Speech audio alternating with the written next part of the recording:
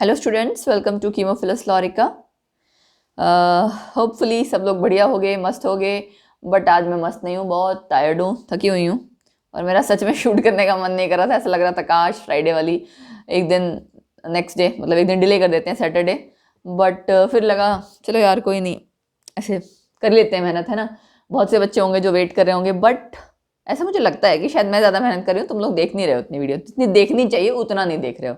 बाकी एक्चुअल तो आप लोगों को पता होगा आप कितना देख रहे हो कितना नहीं देख रहे हो। कमेंट सेक्शन में कमेंट्स आपके कभी आते हैं कभी नहीं आते हैं। सो मैंने कहा ना, एक्चुअल जो स्टेटस है वो आप लोगों को आइडिया होगा कि आप लोग सच में कितने ऑनेस्ट हो, देखते हो नहीं देखते हो, पढ़ते हो नहीं पढ़ते हो या क्या। बट सच बताऊँ बहुत इस टाइम ऐसा लग रहा है काश ना पढ़ाना पड़ता, क्योंकि एग्जॉस्ट हो जाते हैं सारा दिन लैब लेके। उसके बाद फिर कई बार कॉलेज में फंक्शन होता है एंड ऑल, वो सब अटेंड करना। जैसे गेटअप देख के आपको लग रहा होगा समथिंग डिफरेंट काइंड ऑफ, तो उसका रीज़न ये है कि कॉलेज में फंक्शन था, तो ऑब्वियसली आपका गेटअप चेंज होता है। गेटअप थोड़ा सा हमने सिंपल से थोड़ा सा ऐसा लगा कि हाँ टीचर लगने चाहिए, वरना टीचर और बच्चों में कोई फ़र्क पता ही नहीं लग रहा होता है। सो इसलिए थोड़ा सा हमने गेटअप चेंज किया। चलो जी, फालतू की बकवास बंद करते हैं, टॉपिक पढ़ ही लेते हैं। पढ़ना तो पड़ेगा ही, है ना, बिना पढ़े बात नहीं बनेगी। ओके, लास्ट हमारा जो टॉपिक था हमने किया था बोर्स मॉडल, है ना। बोर्स मॉडल के मैंने सारे पोस्टुलेट्स आपको बताए थे, समझाए थे। कितने पल्ले पड़े कितने नहीं पल्ले पड़े तुम जानो ठीक है, क्योंकि मैंने अपनी मेहनत की। उसके बाद आप लोगों ने कितनी मेहनत उस पर की, कितने आपने उस चीज़ को बार बार पढ़ा। क्योंकि देखो मैं पढ़ाऊँगी वो एक अलग चीज़ है ना, आप उसको कितने अच्छे से समझते हो एंड उसकी रिविजन करते हो प्रॉपर, वो आप पे डिपेंड करता है, ठीक है। क्योंकि बहुत सी चीज़ ऐसी है जो रेगुलर स्टडी मांगती है, बिना रिविजन कुछ नहीं होता, राइट। तो उसी में आगे कंटिन्यूटी में नेक्स्ट टॉपिक है कि जो आपने इलेक्ट्रॉनिक एनर्जी की बात की थी ना, एनर्जी किसी आपके जो शेल की है, ठीक है, जो भी आप वैल्यू कह रहे हो, जो आपने एनर्जी का फॉर्मूला लिखा था -2π² m e⁻⁴ वाला, याद है, डिवाइड बाय n²h², वो उसमें वो जो इलेक्ट्रॉनिक एनर्जी थी दैट इज नेगेटिव एनर्जी, मतलब उसकी वैल्यू नेगेटिव है, ठीक है। ये क्वेश्चन पूछा जाता है कि नेगेटिव क्यों है। देखो इसमें सिंपल सी बात है, जब इलेक्ट्रॉन काफ़ी दूर है न्यूक्लियस से, ठीक है, जब काफ़ी दूर है न्यूक्लियस से, तो न्यूक्लियस का उसके ऊपर कोई होल्ड नहीं है, कोई फोर्सेज ऑफ अट्रैक्शन नहीं है। जब उनमें कोई फोर्सेज ऑफ अट्रैक्शन नहीं है तो हम क्या मान सकते हैं, energy can be taken as zero, ठीक है। एनर्जी की वैल्यू आपने जीरो ली। अब उसके बाद क्या होगा, धीरे धीरे इलेक्ट्रॉन पास आने लगेगा न्यूक्लियस के, है ना। न्यूक्लियस का थोड़ा होल्ड उस पर बनने लगेगा। कहने का मतलब है न्यूक्लियस अपनी फोर्स जो है, या जो भी आपका न्यूक्लियर चार्ज होता है, उसका इन्फ्लुएंस उस जो आपका इनकमिंग इलेक्ट्रॉन है उस पर होने लगेगा। धीरे धीरे क्या होगा, आपके फोर्सेस ऑफ अट्रैक्शन डेवलप होंगी। एक स्टेज ऐसी आएगी जहाँ पे आपका forces of attraction repulsion balance हो जाती है। फिर जब आप उसकी बात करते हो कि हाँ एटम में आउटर मोस्ट शेल इलेक्ट्रॉन पे ये इतना एटॉमिक साइज है, रेडियस है, राइट, ये सब हम ऑलरेडी पढ़ चुके हैं इन जनरल। अब जब बात ये है कि आपकी फोर्सेस ऑफ अट्रैक्शन जो पहले थी वो बिल्कुल नहीं थी, फिर धीरे धीरे डेवलप होने लगी। तो आपने जैसे जैसे फोर्सेस ऑफ अट्रैक्शन डेवलप होने लगती हैं, न्यूक्लियस और इलेक्ट्रॉन पास आने लगते हैं, एनर्जी रिलीज होगी उस केस में। फोर्सेस ऑफ अट्रैक्शन डेवलप जैसे ही होगी, एनर्जी रिलीज होगी उस केस में, तो यानी नेगेटिव वैल्यू आएगी। वैसे भी अगर आप देखो तो हमने पहले स्टार्टिंग वैल्यू क्या ली थी, जीरो ली थी ना। जीरो से कम क्या होगा, नेगेटिव ही होगा ना। तो इसीलिए आपका क्या है, ये इलेक्ट्रॉनिक एनर्जी वो आपकी ली जाती है negative value, it is taken as negative energy. देखो यहाँ मैंने लिखा भी हुआ है, when electron is at infinite distance, काफ़ी दूर होगा, कोई फोर्सेस ऑफ अट्रैक्शन नहीं है, तो एनर्जी आप इलेक्ट्रॉन की क्या लोगे, जीरो। उसके बाद क्या किया, जैसे जैसे इलेक्ट्रॉन न्यूक्लियस के पास आने लगा, वो क्या एक्सपीरियंस करेगा, forces of attraction from the nucleus, जैसे आप न्यूक्लियर चार्ज कहते हो, ठीक है, या हम कई बार बोलते हैं ना इफेक्टिव न्यूक्लियर चार्ज, ठीक। इफेक्टिव न्यूक्लियर चार्ज हम उस केस में कहते हैं जब कई सारे फैक्टर्स होते हैं जिनके कारण आपका न्यूक्लियर चार्ज एक्चुअल कुछ होना चाहिए, थोड़ा सा चेंजेस आने के कारण हो कुछ जाता है, ठीक है। जैसे सपोज कीजिए क्या एग्जाम्पल दूँ, आयनाइजेशन एनर्जी है, ठीक है। आयनाइजेशन एनर्जी में आपका shielding effect, screening effect, penetration effect, इस तरह के कई सारे इफेक्ट्स हैं, ठीक है। Exactly half field, fully field electronic configuration, तो इलेक्ट्रॉन जो आपको रिमूव कराना है एस में से कराना है, एस ऑर्बिटल में से या पी ऑर्बिटल में से, तो इस सब का, इन सारी चीज़ों का फर्क पड़ता है ना, कि न्यूक्लियस का कितना होल्ड है उस इलेक्ट्रॉन पे, कितनी आसानी से आप उसको निकाल पाओगे, कितना नहीं निकाल पाओगे, ठीक है। तो इसीलिए effective nuclear charge word use होता है, ठीक है। बेसिकली वो एक्चुअली यूज शुरुआत वहाँ से हुई थी शील्डिंग इफेक्ट या स्क्रीन इफेक्ट के कारण, कि बीच में जो इलेक्ट्रॉन्स आ जाएंगे, मतलब न्यूक्लियस में और आउटर मोस्ट शेल के इलेक्ट्रॉन्स में, जो बीच के इलेक्ट्रॉन्स आपके आ जाते हैं ना, अलग अलग ऑर्बिटल्स में जो भी हैं, वो बेसिकली ढाल का काम करते हैं। किसके लिए? आउटर मोस्ट शेल वाला जो आपका इलेक्ट्रॉन है उसके लिए, फ्रॉम द न्यूक्लियस। ठीक है, अब इतने सारे बीच में इलेक्ट्रॉन्स होंगे तो वो एक ढाल का काम करेंगे, तो न्यूक्लियस की फोर्स उस पर थोड़ी कम लगेगी, इसलिए word effective nuclear charge use किया था। फिर क्या है, एंड ड्यू टू इट कुछ एनर्जी आपकी जब फोर्सेस ऑफ अट्रैक्शन डेवलप होने लग जाएंगी, वो इलेक्ट्रॉन जो दूर से आ रहा था न्यूक्लियस के पास आने लगा, फोर्सेस ऑफ अट्रैक्शन डेवलप हुई, उसके कारण क्या होगा, energy is given out, and that's why जो एनर्जी की वैल्यू है आपकी वो हम क्या लेते हैं, नेगेटिव। जीरो से कम होती गई यानी नेगेटिव वैल्यू। ओके, अब जैसे जैसे इलेक्ट्रॉन पास आता जाएगा वो फोर्स ऑफ अट्रैक्शन बढ़ती जाएंगी, न्यूक्लियस का होल्ड उस पर और ज़्यादा बढ़ता जाएगा, और ज़्यादा एनर्जी रिलीज होती जाएगी, तो वो जो आपकी एनर्जी है ना, that will become more and more negative. ठीक है, मोर एंड मोर नेगेटिव मतलब एक्चुअल में वैल्यू कैसी होती जा रही है, लेस। नेगेटिव वैल्यू हम कम मानते हैं ना, पॉजिटिव वैल्यू ज़्यादा, नेगेटिव जितना जितना बढ़ता जाएगा, जैसे सपोज मैं कह रही हूँ -5 -1, दोनों में से कौन सी वैल्यू बड़ी है? इंटीजर लाइन अगर आप याद करोगे तो -1 आपकी बड़ी है। ठीक है, बहुत बार बच्चे इतनी छोटी सी चीज़ के लिए गलत कर देते हैं, -5 को बड़ा बताते हैं, -1 को छोटा, बट ध्यान रखना कौन सी वैल्यू आपकी बड़ी है, कौन सी छोटी। ठीक है, बेसिक्स मत भूल जाना। पढ़ाई का मतलब ये नहीं है कि बड़े होते जाओ और पीछे का सब साफ होता जाए। ऐसा भी नहीं होना चाहिए कि आप ग्रेजुएशन के बाद आगे भी आपने बहुत कुछ अभी स्टडी करना है। ठीक है, अभी तो शुरुआत हुई है। अभी तो मैं कहना चाहूँगी कि जंग के मैदान में आप लोग उतरे भी नहीं हो, ऐसा कहना चाहिए। जंग का मैदान ये है कि लाइफ में सारा जो आपने एजुकेशन अपनी पूरी करनी है, पूरी करके कंपटीशन क्लियर करके नौकरी लग जाओ, प्रॉपर सेट हो जाओ। ठीक है, वो भी ऐसी कंट्री में, कहना तो नहीं चाहिए बट ऐसी कंट्री में जहाँ पे मतलब हर्डल्स, एक तो है कि आपको अपना कंटेंट पढ़ना है, ठीक है, दूसरा करप्शन इतना ज़्यादा थोक के भाव में मतलब जहाँ देखो वहाँ सोर्स सिफारिश, करप्शन, ठीक है, पेपर्स लीक होते हैं, और क्या मतलब आप विश्वास ही नहीं कर सकते, ट्रस्ट ही नहीं कर सकते, और उसमें वही बेचारे लोग पिसते हैं जो बेचारे सीधे साधे होते हैं, है ना। और बस, लेकिन क्या करना, दुख की बात यह है कि आजकल के प्रेजेंट के वर्क में कलयुग है भाई, कहते हैं ना, कलयुग, घोर कलयुग, यही हो रहा है। तो इसलिए अपने लिए रास्ता खुद बनाना है कि आप सक्सेसफुल हो सको। ठीक है, जिस भी फील्ड में करो, but be the master of that field, so that कुछ लाइफ में अचीव कर सको, अपना पेट खुद से पाल सको, माँ बाप के भरोसे ना रहो। ठीक है, ये था हमारा ज्ञान आज का, जो बीच में ध्यान आ गया तो मैंने आपको दे दिया। ठीक है, देवी ज्ञान जैसे होता है ना बाबा ज्ञान, वैसे देवी ज्ञान। ठीक, ओके, एनर्जी आपकी डिक्रीज होती जाएगी as we move from outer to inner shells. ठीक है, क्लियर हो गया।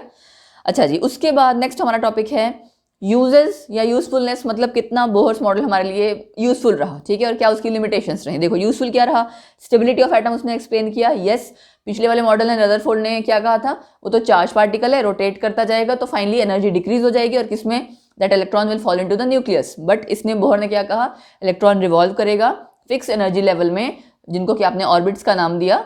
ठीक है, और वो तब तक अपनी एनर्जी लेवल चेंज नहीं करेगा जब तक कि, मतलब शिफ्ट नहीं करेगा तब, जब तक कि एनर्जी एब्जॉर्ब नहीं करता है। ठीक है, मतलब एनर्जी एब्जॉर्प्शन या एमिशन नहीं करता है तब तक उसकी एनर्जी लेवल जो है वो चेंज नहीं होगा, सेम एनर्जी लेवल में ही वो आपका रोटेट करता रहेगा। ठीक है, सॉरी, रिवॉल्व करता रहेगा। रोटेट वर्ड इज, मैं ही कंफ्यूज हो गई यार सच्ची बहुत तेज नींद आई हुई है इस टाइम में, ये ध्यान नहीं आ रहा। रोटेशन, रिवॉल्यूशन, यस, रोटेशन अपने एक्सिस पे होता है, रिवॉल्यूशन, ठीक है, सही बोल रही थी मैं। Okay, line spectrum of hydrogen इसने एक्सप्लेन किया है ना, जैसे हमने पढ़ा।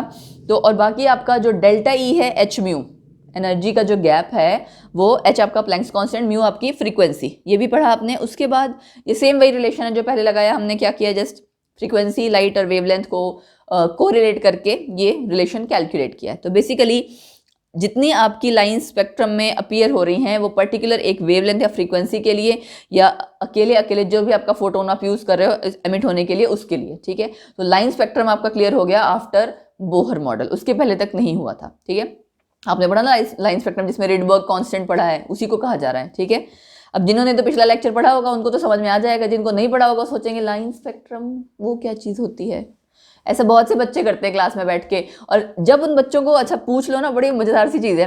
मतलब अब तो हम चलो एज ए टीचर मैं बात कर रही हूँ, बट हमारे पहले टाइम में भी ऐसे होता था, एज ए स्टूडेंट भी ऐसा होता था। मैं नहीं करती थी बट कुछ और लोग करते थे। जब टीचर पढ़ा रहा है, आप बड़े ऐसे करके पढ़ रहे हो, और ऐसा फेस बनाते हैं कि जैसे लगता है कि बस यही बच्चा है जो क्लास में सबसे ज़्यादा सीरियस होकर अच्छे से पढ़ रहा है। और उसके बाद जैसे ही मैम ने क्वेश्चन पूछा, बस उसके बाद तो ऐसे उसके बाद तो मुंडी उठाते ही नहीं है कि हाँ बस हमारा चेहरा कहीं दिख ना जाए टीचर को और हमसे सवाल ना कर ले कि भाई हाँ तुम बताओ क्या इसका आंसर है, तुम बताओ बस। उसके बाद तो मतलब ये यूजुअली ट्रिक होती थी, और पहले भी ये चीज़ ट्रिक चलती थी, आज भी चलती है। आज भी आप +1 +2 के स्टूडेंट्स देख लो, मतलब स्कूल के या ग्रेजुएशन के सबके साथ यही हाल है, कोई चेंजेस नहीं है। स्टूडेंट लाइफ इज़ मतलब कहना चाहिए एक जैसी है, ठीक है, सब जगह। कहने की बात है कि कॉलेज में आ गए हैं जी, है तो वैसे ही काम। अच्छा जी, दिखावा हर जगह, एजुकेशन सिस्टम हमारा वैसे ही बेकार है, मतलब कहना नहीं चाहिए। तुम लोग भी सोच रहे हो मैडम पढ़ा तो रही है और कह रही है एजुकेशन सिस्टम बेकार है, सच्ची बात है। कितने लोग अच्छा बताना एग्री करते हो एजुकेशन सिस्टम हमारा बेकार है। होना क्या चाहिए, प्रैक्टिकल नॉलेज देनी चाहिए, वो देनी नहीं है।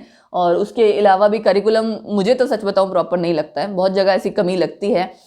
गाइज जिनको भी लगता है एजुकेशन सिस्टम हमारा प्रॉपर नहीं है, बहुत सारी चीज़ें उनमें फ्लॉज हैं and all so many things, मतलब एक होता है फ्लॉज सब जगह होते हैं, ठीक है, कमी पेशी होती है भाई, लेकिन इतनी ना हो ना कि बच्चों के फ्यूचर के साथ ही तुम खिलवाड़ कर दो। तो जो लोग भी मेरी बात से इसे एग्री करते हैं प्लीज़ नीचे कमेंट सेक्शन में बताना कि आपके क्या विचार हैं इस क्या बोलना चाहिए टॉपिक पे। मुझे टॉपिक की हिंदी नहीं आ रही जो भी है, एनीवेज ठीक है, समझ गए ना, वही। ओके अगला पॉइंट है आपका, it helps to calculate energy of electron in hydrogen atom and hydrogen like particles. Energy of electron कैसे कैलकुलेट होगा, आपने फॉर्मूला जो किया था ना सेम उसी से। एंड हाइड्रोजन लाइक पार्टिकल्स, याद है मैंने z की वैल्यू कही थी, z मल्टीप्लाई हो रहा है, कभी कभार आपका z² मल्टीप्लाई हो रहा है ना, अलग अलग जगह, रेडियस, वेलोसिटी और तीसरा एनर्जी, तीनों की जगह वो उसके फॉर्मूले अच्छे से याद करना, ठीक है। Then it helps to deduce Rydberg's formula, जो आपने रिडबर्ग्स फॉर्मूला कैलकुलेट किया है ना, वो भी आप कह सकते हो कि डिराइव कर पाते हो बोर्स थ्योरी को अप्लाई करके, ठीक। तो ये इसके यूजफुल हुई, जब यूजेस हुए कहना चाहिए। अब उसके बाद बारी आई लिमिटेशंस की, भाई कमी पेशी इसमें भी रह गई, तभी तो अगला मॉडल आया है जो हम आगे जाके पढ़ेंगे। पहला क्या है, inability to explain the line spectra of multi electron atoms. Line spectra hydrogen का तो किया जहां एक इलेक्ट्रॉन है, ठीक है, जब एक से ज्यादा इलेक्ट्रॉन आ गए उनमें आपस में इंटरेक्शन होगी। कब कोई सपोज करो एनर्जी आपको अगर दी जा रही है, इलेक्ट्रॉन्स में आपस में कोई एक्साइट हो रहा है, कोई कुछ हो रहा है, कोई कुछ हो रहा है, तो उसका स्पेक्ट्रम उतना ही कॉम्प्लेक्स आएगा, राइट। तो ये वो उस चीज को एक्सप्लेन नहीं कर पाया। In case of hydrogen atom जो आपने सिंगल लाइन पढ़ी है ना, वो फर्दर स्प्लिट अप हो जाती है और लाइंस में, ठीक है, और वो लाइंस और बहुत पास होती हैं, क्लोजली स्पेस्ड लाइंस होती हैं, उन्हें कहा जाता है फाइन लाइंस। और वो पूरा जो स्पेक्ट्रम होता है ना, उसको आप कहते हो फाइन स्ट्रक्चर स्पेक्ट्रम या फाइन स्पेक्ट्रम, इस तरह से नाम दे देते हो, ठीक है। वो लाइंस और भी ज़्यादा पास होती हैं, उनमें गैप और भी कम होता है, ठीक। तो वो आपका ये बोहर मॉडल एक्सप्लेन नहीं कर पाया। फिर है second point, inability to explain splitting of lines in the magnetic field and in electric field. जो आपने लाइंस पढ़ी ना, वो अगर आप मैग्नेटिक फील्ड में रखोगे, वो स्पेक्ट्रम आप मतलब स्टडी करोगे मैग्नेटिक फील्ड में, इलेक्ट्रिक फील्ड में, वो फर्दर स्प्लिट अप कर जाती हैं। स्प्लिट अप का मतलब टूट के 2 में 3 में इस तरह से डिवाइड होना, उसको कहते हैं स्प्लिट करना, ठीक है। तो स्प्लिट अप हो जाती हैं। मैग्नेटिक फील्ड में स्प्लिटिंग को आप क्या कहते हो, जीमन इफेक्ट। इलेक्ट्रिक फील्ड में आप स्प्लिटिंग को कहते हो स्टार्क इफेक्ट। अब ये याद तो रहता नहीं है, बहुत बार इधर का उधर, उधर का इधर कर देते हैं बच्चे, तो ऐसे याद रखना, M फॉर मैग्नेटिक फील्ड, जीमन में M आ रहा है। स्टार्क और स्पार्क एक जैसा वर्ड है ना, स्पार्क कहाँ होता है, स्पार्क इलेक्ट्रिसिटी से रिलेटेड, तो इलेक्ट्रिक फील्ड। ये ऐसे खुद कुछ ना मतलब बेतुकी चीज़ें कह लो या जो भी कह लो, तरीका याद रखने का जहाँ पे ऐसा लगता है कंफ्यूज हो सकते हैं। मैं अपने टाइम में जब कभी ऐसा होती थी तो मैंने जो जो चीज़ें फॉलो की हैं वो मैं आपको साथ के साथ बताती जाती हूँ, ठीक है, कि मे भी आपके शायद काम आ जाए। अगर हो सकता है मेरे जैसा भी कोई भी बच्चा हो जिसको सपोज करो कई बारी नहीं याद आ रहा एग्जैक्टली, तो आप उसको कैसे याद रखोगे, वो वाली चीज़ है। ओके 3D मॉडल है, इसने एक्सप्लेन नहीं किया। ऑर्बिट की बात की थी, सर्कुलर ऑर्बिट्स की बात की थी, ठीक है। फिर है शेप्स ऑफ मॉलिक्यूल्स, इसने एक्सप्लेन नहीं किया। De Broglie concept and Heisenberg uncertainty principle, ये दोनों कॉन्सेप्ट आपको सेपरेटली अभी पढ़ने हैं आपके सिलेबस में, इसके बाद नेक्स्ट लेक्चर में आएगा। तो ये दोनों कॉन्सेप्ट भी एक्सप्लेन नहीं कर पाया था। इन दोनों कॉन्सेप्ट पे बेस्ड ही आपका नया मॉडल है एटम का, ठीक है, वेव मैकेनिकल मॉडल, जो कि आपकी आगे उसकी एक बड़ी सी इक्वेशन है, श्रोडिंगर वेव इक्वेशन, वो भी पढ़नी है, तो बड़ा कुछ पढ़ने को है अभी, ठीक है। ओके लास्ट एलिप्टिकल ऑर्बिट्स के कॉन्सेप्ट को एक्सप्लेन नहीं कर पाया था, ये नहीं भी करोगे तो भी चलेगा, कोई नहीं पूछने वाला, ठीक है, बहुत हो गया। ओके अगला पॉइंट है ionization energy of hydrogen and hydrogen like particles. अब देखो आयनाइजेशन एनर्जी और एनर्जी में क्या फर्क है। एनर्जी आप बेसिकली उस एनर्जी शेल की बात कर रहे हो, आयनाइजेशन एनर्जी का मतलब क्या है कि वो जो आउटर मोस्ट शेल वाला इलेक्ट्रॉन है ना, आपको उसको परमानेंटली रिमूव कर देना है, ठीक है। देखो energy required to remove that electron completely from the atom so as to convert it into positive ion, ये हमें पता है, ठीक है जी। अब एनर्जी जो एब्जॉर्ब्ड हो रही है by the electron in ground state to jump to, कहाँ जा रहा है वो, इन्फिनिटी ना, हमें नहीं पता कहाँ जा रहा, क्यों, क्योंकि हम तो उसको कंप्लीटली सेपरेट आउट कर दे रहे हैं एटम से, निकाल देना चाह रहे हैं, निकाल यानी रिमूव कर देना चाह रहे हैं। तो एन आपका एक तो एन क्या हो जाएगा, इन्फिनिटी। फॉर्मूला क्या करोगे आप for hydrogen like atom, E N is equal to, यही फॉर्मूला सेम लगाया, ठीक। आयनाइजेशन एनर्जी क्या होता है, गैप होगा ना दो एनर्जी लेवल्स का, जहां से जहां आप अगर निकालना चाह रहे हो, क्या होगा, ई इनफाइनाइट माइनस ई वन, मतलब ये फाइनल स्टेट हो गई इलेक्ट्रॉन की, ये इनिशियल स्टेट हो गई, ठीक है। तो फाइनली वो कहाँ पहुंचा, इनफाइनाइट लेवल पे, जो हमें पता नहीं है। तो ई इनफाइनाइट की वैल्यू 0, ई वन की वैल्यू आपने ऊपर इसमें एन की वैल्यू 1 पुट करके कैलकुलेट कर लिए, ये देखो, ये मैंने टाइप यहाँ पे आपका सेम नोट डाउन कर लिया, दोनों माइनस के कारण प्लस आ गया। तो ये हो गया आयनाइजेशन एनर्जी किसकी, हाइड्रोजन लाइक एटम की, जो आप, ये आपकी आयनाइजेशन एनर्जी हाइड्रोजन एटम की है। हाइड्रोजन लाइक एटम की तो आपको कैलकुलेट करनी है अभी, ठीक है। हाइड्रोजन एटम की कैलकुलेट कर ली, और किस यूनिट में, जूल पर एटम, ठीक। ओके, वो एक फॉर्मूला था। ऐसे ही किलो जूल पर मोल में प्लस 1312। देखो जो आपने तीन तरह के फॉर्मूले की ना, जूल पर मोल, जूल पर जो भी है, इलेक्ट्रॉन वोल्ट पर एटम, और किलो जूल पर मोल और जूल पर एटम, तीनों के केस में आपको ये फॉर्मूलेज भी निकालने आने चाहिए। और हाइड्रोजन लाइक पार्टिकल में क्या किया, मल्टीप्लाई कर दिया था हमने जेड स्क्वायर के साथ, ठीक है। तो ई आई ई आपका क्या हो जाएगा, ionization energy E infinite minus E one, ठीक है, यही होगा ना, फर्स्ट आपके उस पे आ गया आपके एनर्जी लेवल पे, ये तो 0 हो गया, minus ionization energy of hydrogen multiplied by Z square, यही आएगा। क्यों, क्योंकि हम हाइड्रोजन लाइक पार्टिकल के लिए कैलकुलेट करना चाह रहे हैं, और जेड स्क्वायर इसके मल्टीप्लीकेशन में होता है, ठीक। बस, तो Z square multiplied by ionization energy of hydrogen, यहाँ माइनस माइनस के कारण प्लस आ गया है, तो ये आपका इजिली कैलकुलेट हो जाएगा। जैसे फॉर एग्जाम्पल हीलियम प्लस के लिए निकालना है, तो हीलियम का जेड यानी एटॉमिक नंबर 2 है, इसका क्या करोगे, यहाँ देखो फॉर्मूले में 2 स्क्वायर 4 आ गया, 4 into ionization energy of hydrogen, बस काम खत्म। इस पे बेस्ड क्वेश्चन बहुत पूछा जाता है, तो अच्छे से प्रिपेयर करना, ठीक है। आज के लेक्चर के लिए जो हमें टॉपिक खत्म करना था, एक्चुअली नया टॉपिक जो है ना यार, वो पूरा डिफरेंट, एंटायरली डिफरेंट टॉपिक है, डुअल नेचर वाला, और de Broglie concept and Heisenberg uncertainty principle. अगर मैं उसको पूरा पढ़ाना चाहूंगी तो आज के लेक्चर में बहुत लंबा खिंच जाएगा, ठीक है। तो आप यू गाइज नो कि मेरे पास उतना टाइम नहीं हो पाता, एंड सच बताऊं फ्रैंकली टेलिंग, कोई भी इंसान है वो बड़ी लंबी चौड़ी सी वीडियो देखना प्रेफर नहीं करता है ना, आप लोग भी प्रेफर नहीं करते हो। ऐसा सबको ये होता है कि यार हमें पूरा कॉन्सेप्ट कम से कम टाइम में पता लग जाए, राइट। तो वो टॉपिक हम नेक्स्ट लेक्चर में करेंगे, बट इसके न्यूमेरिकल्स हमें करने ज़रूरी हैं, तो हम इसके न्यूमेरिकल्स करेंगे, बिकॉज बिना न्यूमेरिकल्स के क्या है, प्रैक्टिस अगर आपकी नहीं है सपोज करो, तो कोई फ़ायदा ही नहीं। न्यूमेरिकल्स तो आपके सब जगह पूछे जाते हैं ना, और MCQs के फॉर्म में भी एंड वैसे भी। चलो शुरुआत करें। शुरुआत में देखो सबसे पहला क्वेश्चन है, calculate the energy associated with the first orbit of helium plus. किसका निकालना है, एनर्जी निकालनी है आपको हीलियम प्लस की, यानी हाइड्रोजन लाइक पार्टिकल की, और फर्स्ट ऑर्बिट की। अच्छा जी, what is the radius of this orbit, और रेडियस भी निकालना है उसी ऑर्बिट का। चलो शुरुआत कर देते हैं न्यूमेरिकल से, ठीक है। ओके, तो पहले तो क्या किया जाए, एनर्जी एसोसिएटेड, पहले फॉर्मूला लिखो। सबसे पहले देखो कोई भी क्वेश्चन है ना, फॉर्मूला लिखो, ठीक है। फॉर्मूला अगर हमें लिखना है तो E N is equal to, ये फॉर है आपका यस हाइड्रोजन लाइक पार्टिकल के बजाय आप पहले सिंपल ही लिखो 21.8 या 2.18 करो, 21 वाली 2.18 into 10 raise to power minus 18 Z square divide by, इसको कट कर देना, डिवाइड बाय एन स्क्वायर, क्या यूनिट थी, जूल पर एटम। ये हमने लिखा फॉर्मूला फॉर हीलियम प्लस, ठीक है। क्या हो जाएगा, एन की वैल्यू 1 यहाँ कह रखा है वो फर्स्ट ऑर्बिट, और जेड की वैल्यू है 2, बस कर दो put, minus 2.18 into 10 raise to power minus 18 into 2 का स्क्वायर डिवाइड बाय 1 का स्क्वायर। है तो है नहीं कुछ वैसे खास, बट चलो एनीवेज, मेरा काम है, ड्यूटी है, पढ़ाना पड़ेगा, आई मीन न्यूमेरिकल पूरा सॉल्व करके दिखाना पड़ेगा, कैलकुलेशन भी, बट वैसे कैलकुलेशन ना खुद से करनी चाहिए, वो अलग बात है कि मैं करवा देती हूँ आपको। लो जी, हीलियम प्लस आपका कैलकुलेट हो गया, ठीक। कुछ करना तो था नहीं, देखो जस्ट फॉर्मूले में पुट करना है ना। उसके बाद अगला आपको क्या पूछा हुआ, रेडियस ऑफ ऑर्बिट। रेडियस का फॉर्मूला था, और हाइड्रोजन लाइक के लिए ही, एन के लिए आप क्या करोगे 0.0529, ठीक है, into Z square divide by N nanometer, बस वैल्यू पुट करते जाओ। 0.0529, एन की वैल्यू आपकी n what is the radius of this orbit? एक मिनट, मैंने कुछ गलत किया क्या? अरे यार सॉरी, गलती से यहाँ जेड स्क्वायर ऊपर था, यहाँ नीचे आना था, क्या कर दिया मैंने? ओके, जेड स्क्वायर और यहाँ एन, तभी मैं सोचूं मैं का कुछ गड़बड़ आ रहा है। यहाँ जेड स्क्वायर ऊपर मल्टीप्लाई था, यहाँ जेड स्क्वायर डिवाइड में है, सो 2 स्क्वायर नीचे आ गया, एन की वैल्यू